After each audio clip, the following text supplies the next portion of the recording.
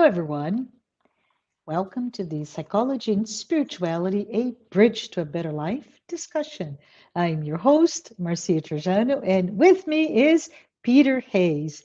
Peter, welcome back. It's so good to have you. If you haven't really met Peter or saw him, heard him in previous episodes, Peter is the president of the Spiritist group Love and Light, Newark, New Jersey. And it's always good to have you with us, Peter. I want to just tell you that Peter has been with us several times, and I hope you keep coming back, Peter. But as I said before, if you don't know about him, let me just take a moment to introduce him or to talk about some of the things he's done that's noteworthy. Specifically, Peter contributed with over 60 episodes of the radio program Living Spring on Kardec Radio. He was also on the editing staff for the Spirits book by the U.S. Spiritist Federation. And currently, he is serving in the board of directors of the U.S. Spiritist Federation, as well as being an active participant in the Tri State Spiritist Federation. Peter, thank you. I can only say that thank you for all that you do. Thank you. If this is the first time you are watching, listening to this podcast like program, please note that our program, Psychology and Spirituality Weekly Talks, are based on the works by Joanna de Angelis. And we're here because those books, the content of that, what we call the psychology collection, it offers a safe space to confront, compare, correlate, and expand spirituality concepts from this psychological lens and bring in insights, actionable tips, right, Peter, and some real world advice if they're there for us. Today's episode is brought to you by our friends at Spiritist Group Love and Light. And to know more about that organization, please visit www.loveandlightnj.org. Overall, the program is sponsored by AME Brazil, Mansão do Caminho, the International Spiritist Council, and the United States Spiritist Federation. And please hit subscribe if you haven't already done so. And if you want to know more about what we're doing, check us out at www.spiritist.us.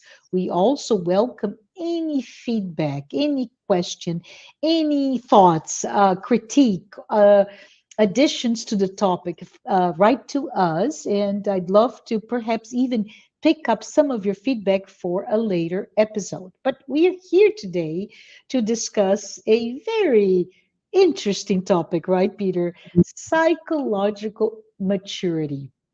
And before I ask Peter to really talk more about it, I just wanted for us to start to think about this whole world about psychological maturity with a different term, Peter, right? Which is Jung. Jung defines the term or the process of individuation as the process of self-realization. And what Jung means is that once you and I, find and we experience meaning and purpose in life, we somehow find ourselves and somehow we now become who we truly are or who we truly supposed to be, right? And I just wanted to talk about it because it's so interesting. He talks about individuation. He talks about persona, the shadow, anima, self, and he always does the deep self or the self with the Capital. uppercase. Yeah, the capital S. Thank you. And it's just very interesting because Peter, if we start to think about it, right? When hear Jung or read Jung talk about those process of individuation, the process of self-realization, the stages of individuation, It's all about having the courage and of course the energy to to look inward, right, to explore, to assess, and understand where am I. And we don't have to give a grade. I'm an A plus. It's just where am I.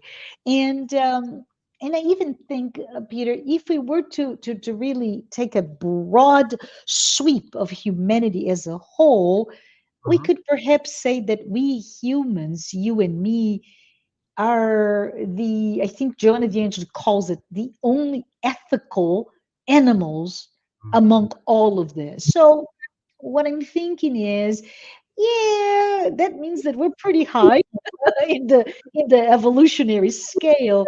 But Japan, right. boy, we have a long way to go, right? It's really maybe in that evolutionary scale, we are maybe step number two of 1,000.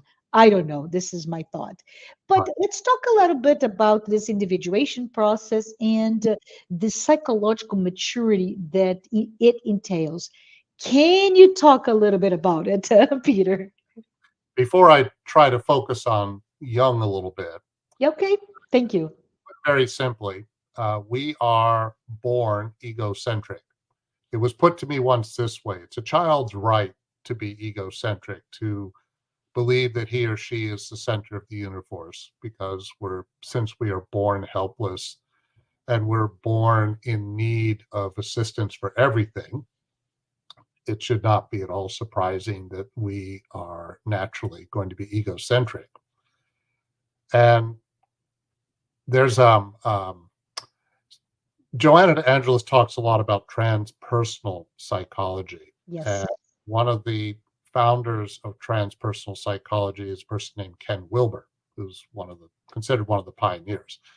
And he wrote a very readable book called The Theory of Everything. And in that book, he mentions a test, and forgive me, I'm going to paraphrase this a little bit, but this Hmm. was done on children. And I'll get to the point of what the test reveals. The test was, they took 5-year-old children or somewhere around that age. They would show them a card. One side was, say, blue and the other was orange. Okay, they would show the card to the child. Which color are you looking at? I'm looking at blue. Okay, and then they show the other side of the card, which is orange, and then they flip the card back. Okay, which color am I looking at? Blue. So the child at 5 or 4, as far as that child was concerned, both sides of the card were blue, not blue and orange. The same test was done with a 7-year-old. Okay, what color do you see? They showed both sides of the card. I see blue. What color do I see? You see orange. What was discovered is that around the age of 5, more or less, children are not capable of distinguishing between their point of view and anyone else's point of view. They don't have that brain capacity. Once children reach the age of about 7, again, normal, healthy development, then they can Hmm. begin to distinguish between what they see and what somebody else sees, and that there could be a difference. So it's part of our nature to have this egocentric base. But as we grow older, of course, the goal is to become more human centric, meaning or world centric, to start thinking about others Hmm. beyond ourselves. And this is something that many adults do struggle with. How many adults out there are really fully mature and have completely transitioned out of the egocentric phase enough Yeah. that they really are not, in some ways, a little too needy, a little too selfish, a little too self preoccupied in some way. And even before you keep going, right? What the words that come to my mind is that egocentric thinking, Mhm. let's say beyond age 7, right, or age 5. Right. If you say, "Oh, Marcia, you're such an egocentric person," what I understand by that is that I'm really insensitive. I'm really unable to relate, right, Peter, to be affectionate, Right. to do things that I am looking around in my environment, and I am sensitive to the needs of others beyond my own. Does this make sense to you? Absolutely, because it would be very hard to form relationships with people that are Hmm.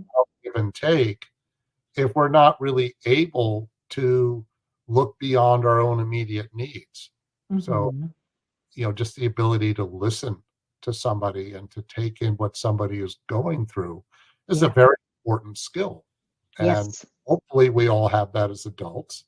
But if we don't, then, it is very difficult to form relationships. Yeah, can I add something, Peter? Because you said it's important for us to develop, right? To go beyond that very natural, egocentric Mhm. stage of a child, and I keep thinking, okay, what if I don't, right? As you said, hopefully we all do, but what if I don't? And I keep thinking that if I don't, it can lead to a number of behaviors that we can call it bad behaviors, right? I'm doing air quotes here because it can be somehow correlating to say things that we see a lot in our society today, like over accumulation of possession of things, or becoming isolated, right, or selfish, or if I have more, I'm unable to even think about the possibility of sharing, and or very immature in terms of holding on to a grudge, right? I Right. think that's the problem in being stuck in that very natural phase of a human being. Right. I mean, let's imagine for a moment, Marcia, that you and I are Mm. 2 years old and we're going to play and Uh-huh. have a toy, and I would like to play with the toy that you have. And you might hand your toy to me, but then you Mm. may not want to hand your toy to me because how do you know you're going to get it back? Sure. That kind of thing. So that's a Yeah. normal reaction for a small child. But what happens when we're adults and we kind of carry that around still? And we have this issue of not really trusting other people. Yes. Unfortunately, yes. Really. And Yeah. and when we can't trust other people, well, there may be good reasons not to trust certain people, but assuming we have some discernment, uh, Hmm. really unable or uncomfortable with learning how to share and how to do give and take, it not only makes us rather lonely, but it also it's again very hard to be with somebody who just only focuses on themselves. Yeah. And I think we pay a huge price for that. And Yes. it's not imagine it's not easy to go from being egocentric to relinquishing that enough by the time we're into adulthood, Hmm. that transition smoothly. I mean, it would be nice if all of us could do that without too much difficulty, but it's, when we think about it, it's quite a struggle to be Yes. able to do that because that's a major shift in our orientation. And if we were to be very caricaturesque here, right, or even um, preconceived notions of what would that be, what pops up to my mind, and I know Joanna de Angelis talks about it, is those individuals that are just ruthless, right? They're criminals. They're cruel in their demeanors, in how they judge people. There is a sadomasochistic bent to their lives. So I think it's important for us to talk about what it is to be psychologically mature, understand that if we're not, there are deep consequences of a life of immaturity. But go ahead. I think we got Yeah, away from what you were talking, so let's go back to what you were saying, Peter, please. I do want to get to Carl Jung, but I'm going to shift direction just a little bit and Sure. on a few things that I've read recently about the development of humanity. I've been looking at a book. I haven't finished it, to be honest, but it's a book called Sapiens. It was a New York Times bestseller by Yuval Noah Harari, which is very, again, very readable, very compelling book. And there's a few things that are touched on in that book, and I'm just going to say a few broad comments about it. Hmm. Because I was interested in the book because I've been interested in understanding a little bit more about how we got from, say, the era of the cave person, when we had Homo sapiens was just one of the human species on the planet. There were Neanderthals and other types. And so what happened? And one of the points that's made is that over the last 70,000 years or so, there started to be a significant cognitive shift. And Homo sapiens, by around 30,000 years ago, give or take, were the only species of human beings on the planet at that point. Hmm. Neanderthals had pretty much died out. One of the reasons for that appears to be that Neanderthals, if a group of them got together, they would roam around in packs and things. But if there were large numbers of them, their ability to cooperate was limited. One of Hmm. the things sapiens could do was that we could function well in larger numbers. If, say, 150 of us or more got together, we could find ways to work together. And I mention this because I think this is very relevant in terms of the overall Yeah. state of humanity and also in terms of psychological maturity.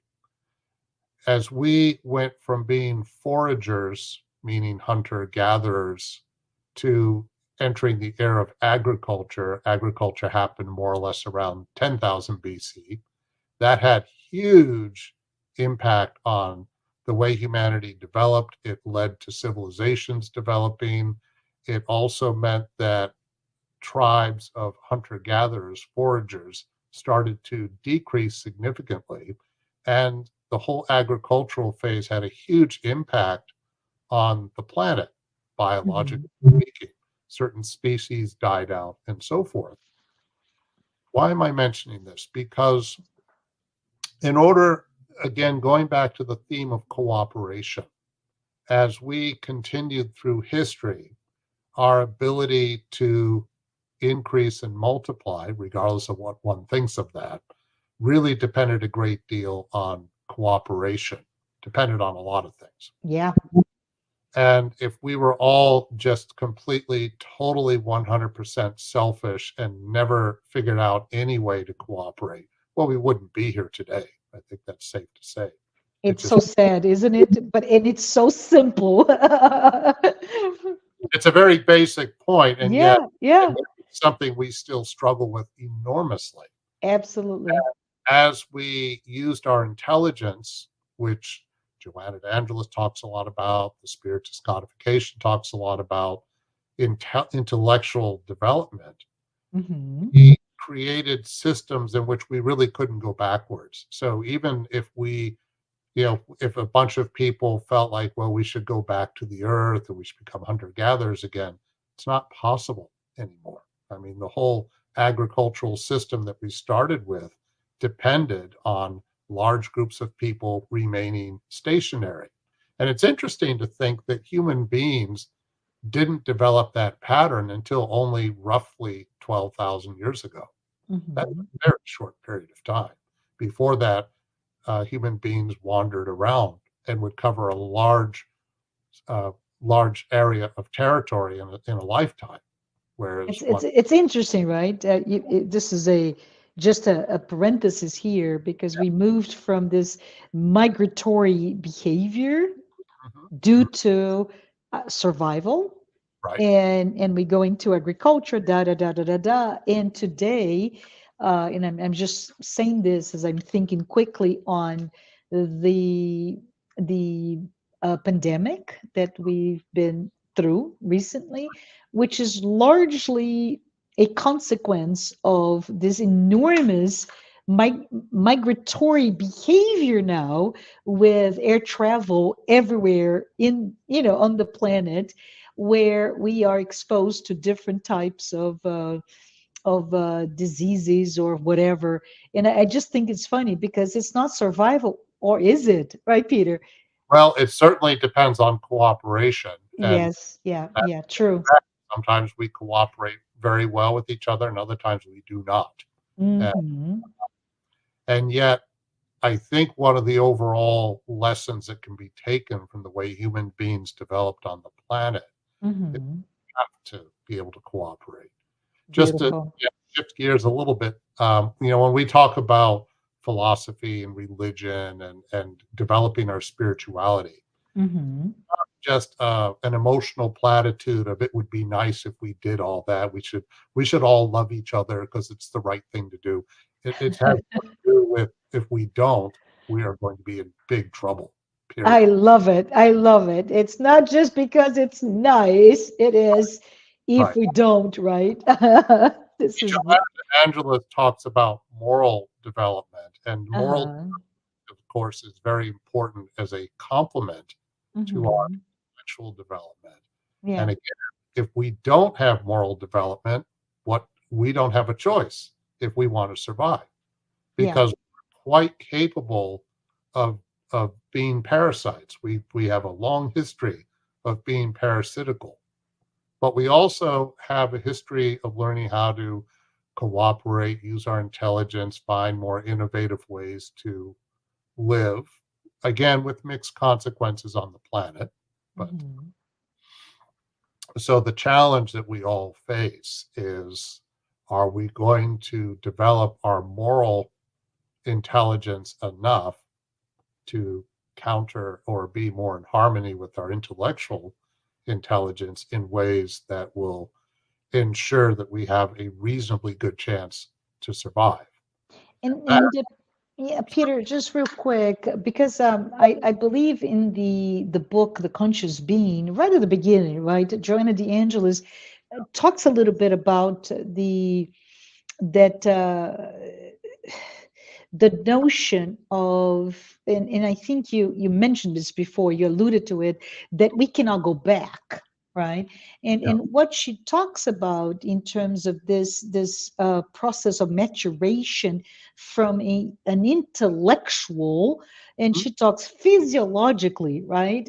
Physiologically, you may be a a result of, I don't know, your nervous glandular system, hormones, your hereditary, etc., etc.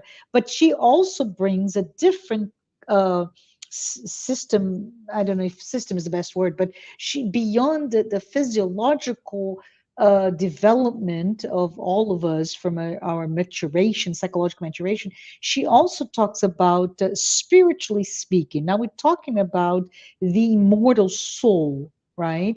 And she brings the notion of, we have a body, we have a spirit, and we have this spiritual body, or perispirit as she brings it. And she even talks about this perispirit, this spiritual body is the biological organizer.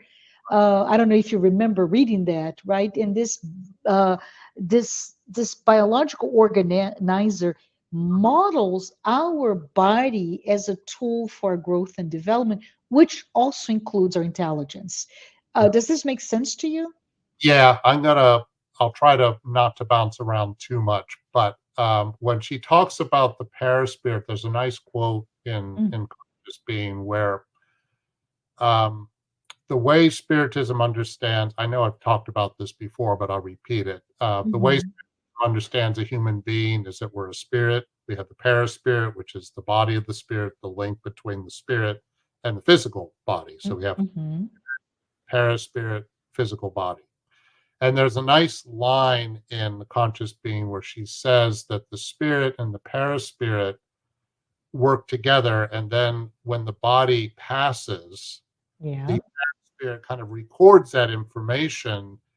And she doesn't put it quite this way, but it's kind of like a computer analogy. The suggestion is the paraspirit's recording information from life in the body, and then it kind of uploads that to the soul, to the spirit. And then the spirit uses that to reprogram or program itself for the next incarnation. Yeah. I mean, I never use the term. To me, Peter, the words that come to my mind are imprinting, right? So my experience in this body of mine and all that I go through, the ups and downs, the worries or joys, whatever it is, our landscape of emotional experiences or physical experience and intellectual experiences, they are all printed, if you will, into that perispirit, and there are direct consequences for when we, what was the term that you used, you upload to the well, next time. Yeah, you don't like the word upload. It's more a collaboration between the soul and yeah, the perispirit, because the soul has to somehow incorporate the information via the perispirit and then figure out what has to happen next. Because the way Spiritism understands reincarnation is that we do make some decisions about our next incarnation on Earth absolutely. once Yeah, we've reached a certain spiritual level.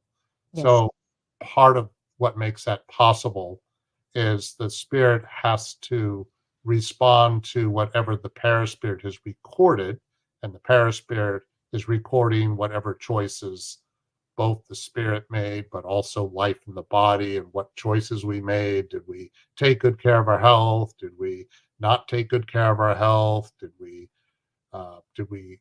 live a long old age, or did we behave in ways that shortened our life? Did we deliberately commit suicide? Because all of those choices, whatever they are, have consequences on the paraspirit, and the paraspirit records those consequences. And And I want to say, Peter, what does it all mean, right? Why are we even talking about it when we should be talking about psychological maturity? And there is a direct correlation, right? Because on one hand, when we talk about body, spirit, soul, perispirit, all of those things that are can be really readily accessible if you are familiarized with the philosophical content of spiritism, right? So it's almost very easy to access. But what it means is that we are just the sum of all of our experience today and before.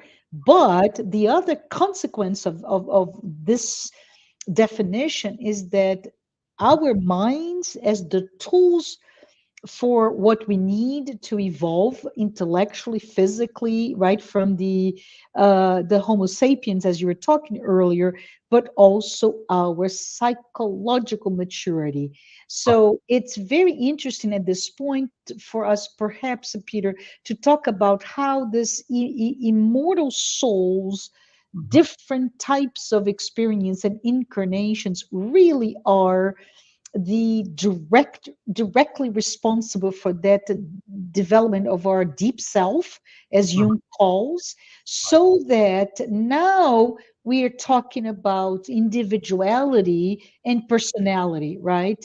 How does it all together? Do you want to talk a little bit more, or do you want to, I don't know if you finished talking about the book specifically? Yeah, I'm going to pull a few things together via Sure. Joanna de Angelis. Mm-hmm. Generally speaking, both in books like The Conscious Being, but other books from Joanna de Angelis, she talks Mm-hmm. about transpersonal psychology. Yeah. When we talk about psychology as a whole, and I'm not an expert on this, but psychology, in beginning with Freud, focused more on the effects of our early childhood and what the consequences of our past has been on the present. Jung certainly focused on that, but he was also very interested in what happens to us near the end of our lives, too. Yeah. Jung was different from Freud because Jung believed that we had, or at least he seemed to be suggesting strongly that we do indeed have a spirit. But to go back to something you were saying before, psychology does understand that part of our personality is formed by our physiology and our genetic makeup. That does play a role in it. but only up to a point. Yes. As I understand it, it's a percentage of our personality to date, but it doesn't tell the whole story. So, um, Joanna de Angelis is very interested in transpersonal psychology, which developed in the late 60s with people like Abraham Maslow was considered a pioneer, even though he was more of a humanistic psychologist. But Yeah.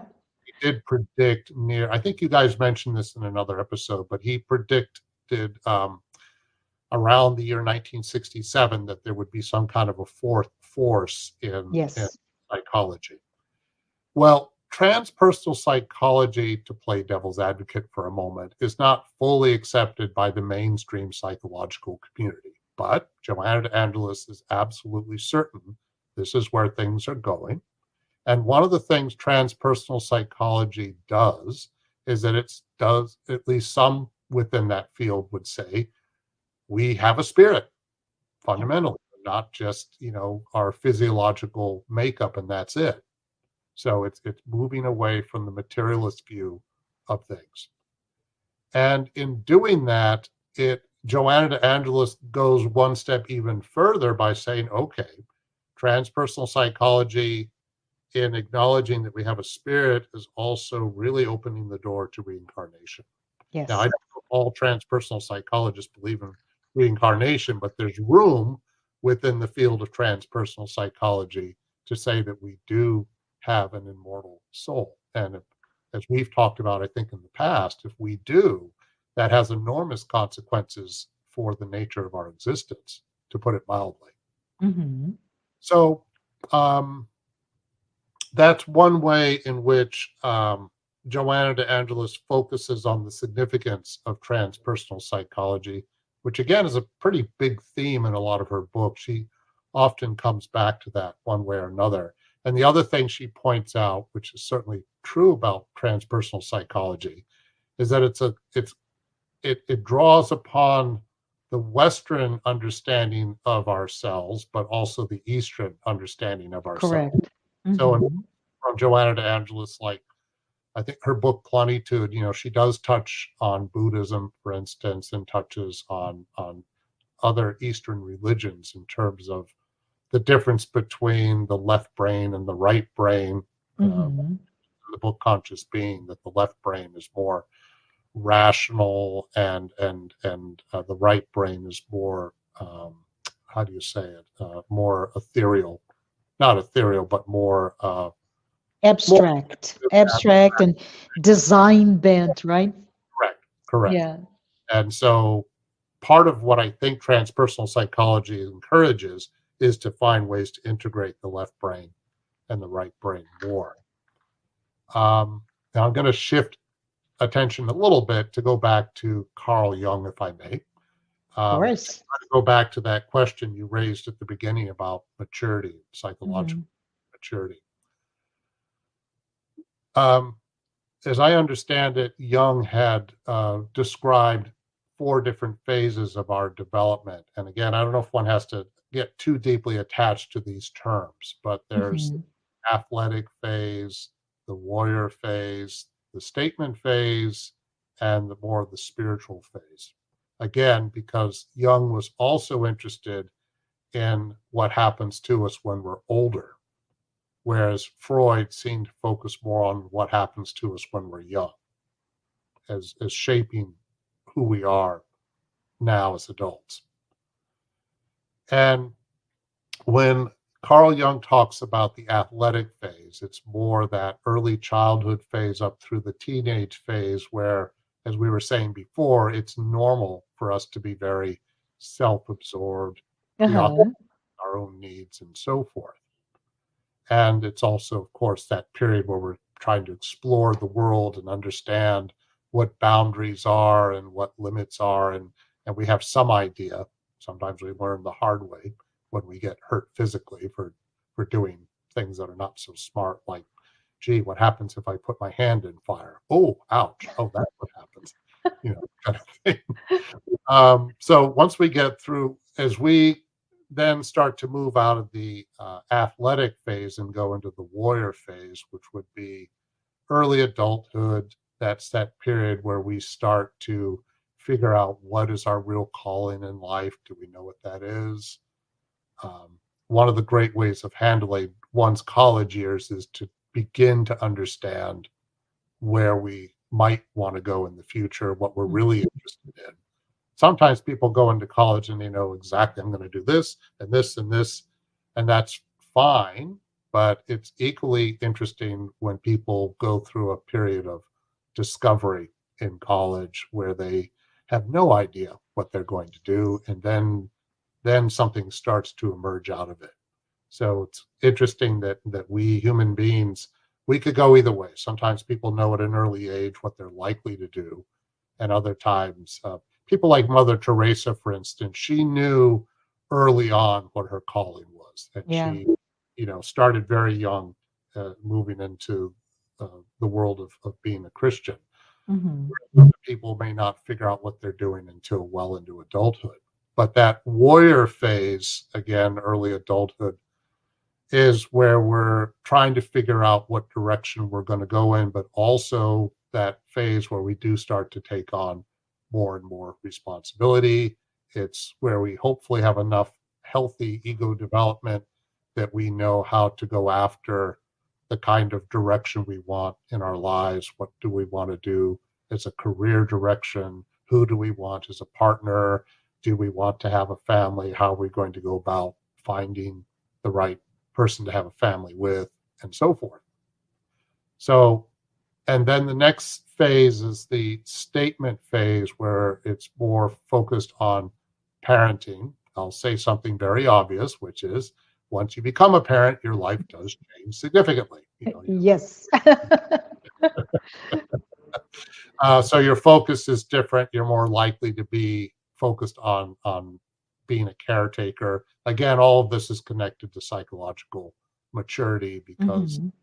hopefully, and Joanna de Angelis talks about this in her book Self Discovery, by the way, that part of forming a very healthy family is very connected to the relationship between the would-be parents. And there's a nice quote that she quotes from Montessori, Maria Montessori. Sorry if I have. Yes. Yeah. No. Yeah. Montessori was asked, when should people start planning a family? Uh, about 20 years before they do it. You know, I love it. so her point is that it's essential that a would-be couple, before children come along, have the right kind of healthy, mature relationship, again, Hmm. psychological maturity, in which it's not just about physical attraction and having fun and all that. Or Yes, accidents, right? that's exactly. Unplanned. Yeah. Yeah. I remember a health teacher of mine from high school who was a very funny guy and very entertaining. Yeah. He's very blunt. He said, "Getting pregnant before you're ready to is dumb."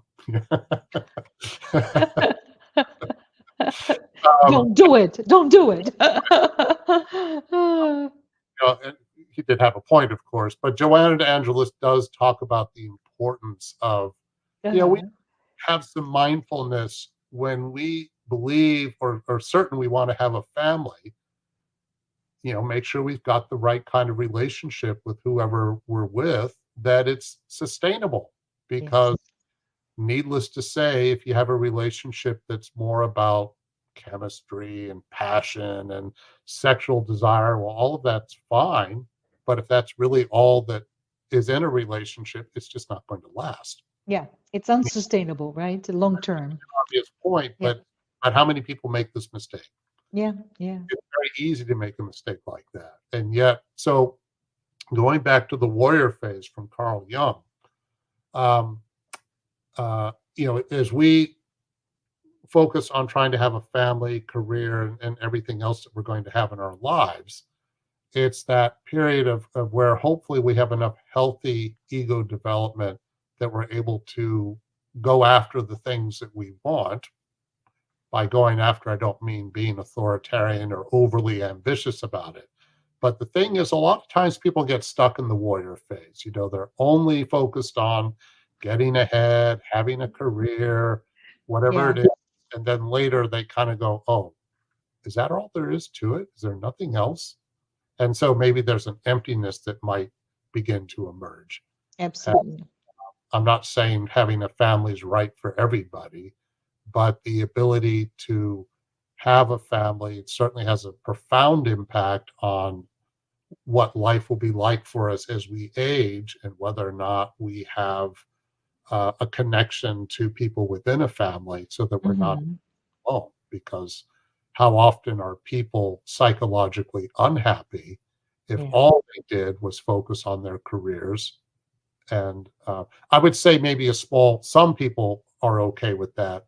But what if somebody just focused on their career, maybe had a family, but ignored it, either because they unconsciously wanted to, maybe they couldn't help it, but whatever the reason, and then later on realized it was kind of a price to pay for that, Yeah. Yeah. right? I can just imagine the hurt that such a life Right. produces in all involved, right, Peter? So now going forward, I mentioned before the statement phase already. So again, that's more focused on parenting and Hmm. caring about others and starting to give back to others, perhaps a little bit more than when we were younger. Hmm. And these are not rigid categories. People can do a little bit of both, at different phases of their lives. And then the last phase is more the spiritual phase, which we're more likely to enter into as we get near the end of our lives, maybe the last 30 plus years of our lives, whatever it is. But that spiritual phase where we start to try to connect more with the self, as you mentioned, the self with the capital S, our deeper selves Yeah. inside. Yeah. And it's interesting that I believe in Confucianism, and I believe Confucianism was did this, and maybe Buddhism too. There is kind of a tradition where if you spent most of your life as a young person, working and doing some kind of work, you then, when you reach that old, as you get near the retirement age, Hmm. it's that period of your life where you will make an effort to focus on your spiritual self. I mean, actively do so. And so I don't know that our culture necessarily encourages that per se, but I think it's it's something that I think a lot of people do care about. And Well, let's think about real quick. And I know we're coming okay. close to an end, Peter, but when you ask, is this something that our culture really emphasizes or promotes? And I'd say no, unfortunately, for a capitalist, Mm, consumerist mhm, society, mhm, right, where the engine for capitalism is the production of and consumption of things, right, you're only as good as you're able to produce. right.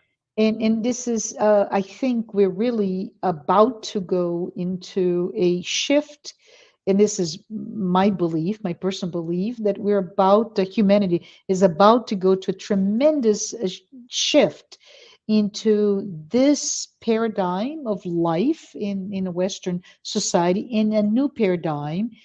Mhm, And the so-called great resignation is just one symptom of that shift where we and so many, not me, but so many younger professionals are just, they cannot do it. They came to a point very early, not late, as Jung mentioned, but right, they came early on in their 20s and their 30s, coming to term that life as is a life without meaning, which yeah, puts us into the end of or conclusion of today's discussion, right, Peter? Which is mental and psychological maturation uh, mhm, is really all about meaning. right, It's about understanding where we are and have this larger perspective relative to how fulfilled we are with life. And fulfillment is not born out of producing things or consuming things, but it's really all about that, as you mentioned before, that notion of collaboration, cooperation, of being part of a larger community, but Right. also understand that from a spiritual perspective, a lot of the things that we hold on so much, we put meaning, are ephemeral. They're temporary if indeed they all related to that physical part of our lives, not our spiritual lives, right? So I just wanted to maybe, Peter, if you could just wrap it up with telling us what are your thoughts regarding what this real maturity, this real psychological maturity should be for all of us. I think real psychological maturity is that we find a healthy balance between our addressing what our real needs are, Hmm.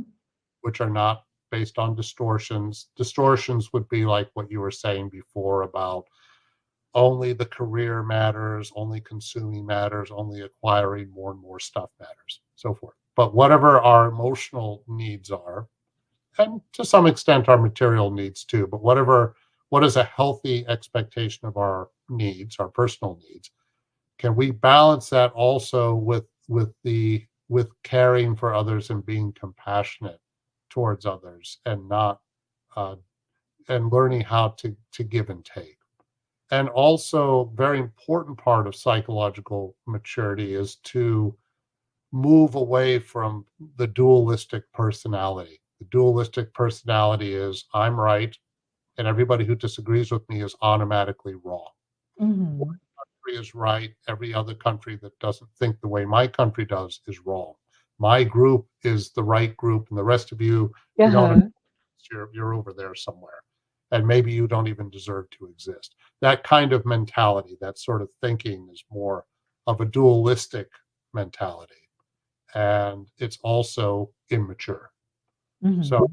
part of what is essential to psychological maturity is that we understand how to both care for our own needs but also care about the needs of others, and Absolutely.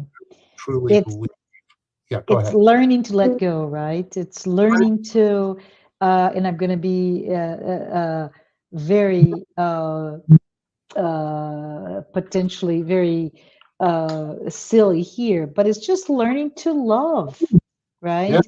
Learn to be empathetic, learn to individuate in terms of what you're saying earlier, right? Becoming a non-dualistic type, an integral being that accepts all the aspects of who I am right. as a soul that is inhabiting a physical body, but Mhm. has a very long journey, rich with experience, rich with emotions, rich with accomplishments, and most importantly, rich with a sense of belonging, Right. because we're all in this together. And a very important thing is it's not about that we all must think the same way, we must all Hmm. have the same interest or the same value system. Hmm. More about that we learn to accept one another, truly accept one another for our differences, even when we have huge disagreements about things. Do we Absolutely. respect each other in spite of that? Yeah. Yes, that's a very obvious thing to say, but how much do people struggle with this? A lot. And Yes. until we can move beyond that kind of immaturity, we're going to this will continue to be a big struggle. Yeah. So, our invitation to all of you who's out there listening to the episode is to just open your heart, right? Mhm. Yeah, Be courageous to look, to assess who you are, right. in what state that you are, embrace all the imperfections that you still see, but also embrace with courage all there is to come. it's a beautiful journey, this journey toward individuation, and it's one that requires us to be more mature.